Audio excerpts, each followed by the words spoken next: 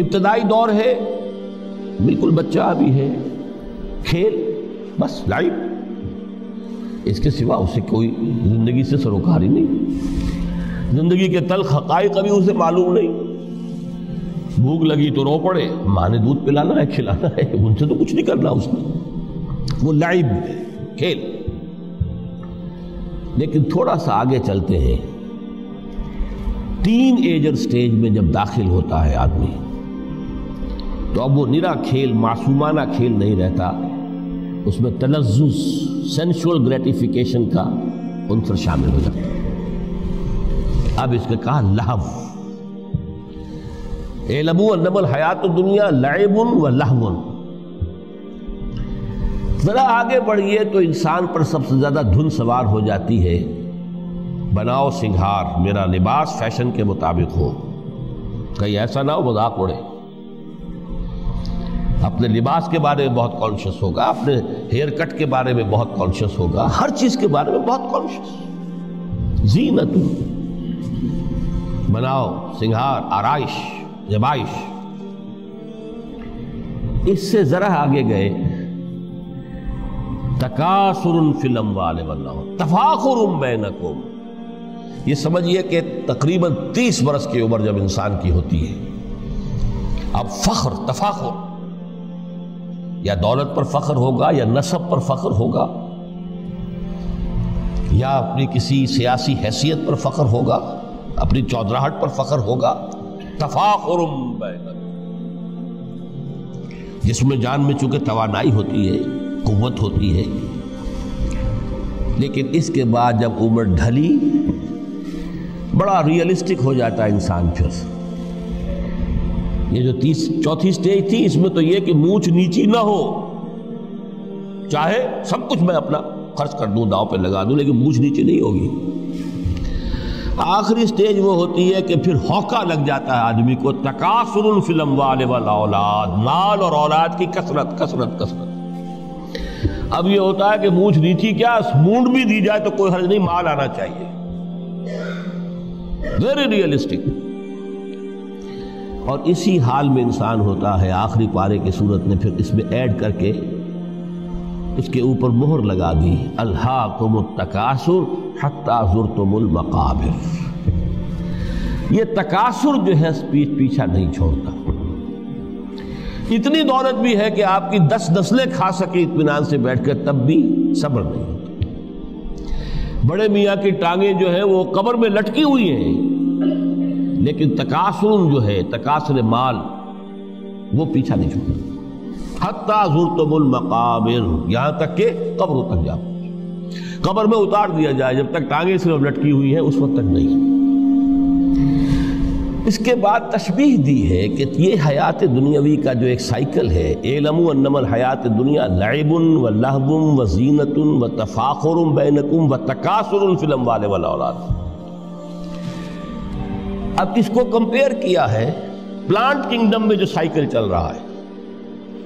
یہ ہمارا سائیکل ہے 60-70 برس کا، بچہ پیدا ہوا، خوشیاں منائی گئیں، پھر وہ لڑکپن سے، پھر ٹین ایجر سٹیج سے، پھر جوانی ہے، پھر ادھیڑ عمر ہے، اور پھر بڑھاپا ہے، اور پھر قبر میں اتارا جانا ہے۔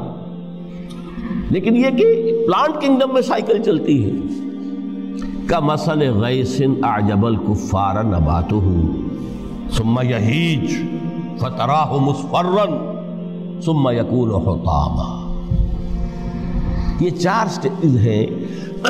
جیسے بارش برستی ہے تو سبزہ نمودار ہوتا ہے، اور کاشتکار کو بڑا اچھا لگتا ہے، اس نے بیج بویا تھا، اس نے محنت کی تھی، اس نے ہل چلایا تھا۔ اعجب الکفار نباتہ، اس کو بہت اچھا لگتا ہے، دل باغ باغ ہو جاتا ہے۔ جیسے آپ کے ہاں بیٹا ہوا، پوتا ہوا، خوشیاں مناتے ہیں آپ۔ کمثل غیث اعجب الکفار نباتہ ثم یہیج، پھر وہ فصل اپنی پوری قوت کو پہنچتی، فصل لہرا رہی ہے، فتراہ مصفرا، پھر وہ زرد ہو جاتی ہے، وہ ہریاول اب ختم ہوئی ہے، اب فصل پک گئی ہے، اب وہ زردی پر آ گئی ہے۔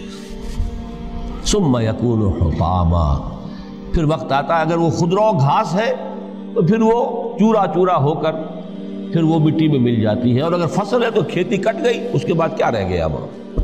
وہ چورا ہی رہ جاتا ہے باقی۔ یہ لائف کا سائیکل چل رہا ہے، 3 مہینے کا ہو، 4 مہینے کا ہو، یہ ہے پلانٹ کنگڈم کا، وہ ہے سائیکل انسانی زندگی کی۔ اب فرمائی ٹیپ کی بات جو ہے، وَفِي الْآخِرَةِ عَذَابٌ شَدِيدٌ وَمَغْفِرَةٌ مِّنَ اللَّهِ وَرِضْوَانٌ۔ دیکھو دنیا کی زندگی تو ان سٹیجز سے ہو کر گزری جانی ہے، جو پیدا ہوا ہے اس پر بڑھاپا بھی آئے گا، موت بھی آئے گی۔ کل نفس ذائقۃ الموت، جو سورہ آل عمران کی 185ویں آیت کا پہلا جملہ تھا۔ ہر انسان کو جو پیدا ہوا موت آنی ہے۔ اب یہ ہے کہ وہ کہیں آپ نے محل میں گزار لی زندگی، کسی کٹیا میں گزار لی زندگی، کسی کی فٹ پاتھ پر گزر گئی زندگی، زندگی گزر جاتی ہے، گزرتی ہے، اور ان 5 سٹیجز میں سے ہو کر گزرتی ہے۔ آپ گندی گلیوں میں بچوں کو کھیلتے ہوئے دیکھتے ہیں، وہ بھی کھیل رہے ہوتے ہیں، نالیوں کے پانی کے اندر کھیل رہے ہوتے ہیں، ان کا بھی کھیل ہے، گندے جوہڑ میں کھیل رہے ہوتے ہیں، وہ تو ہے زندگی کی وہ سٹیج جو ہے کھیل کی ہے۔ کسی کے پاس بڑے قیمتی کھلونے ہیں، ان سے کھیل رہا ہے، کوئی اس طرح گلی ڈنڈا کھیل رہا ہے یا کچھ اور کھیل رہا ہے، لیکن وہ 5 سٹیجز تو آئیں گی۔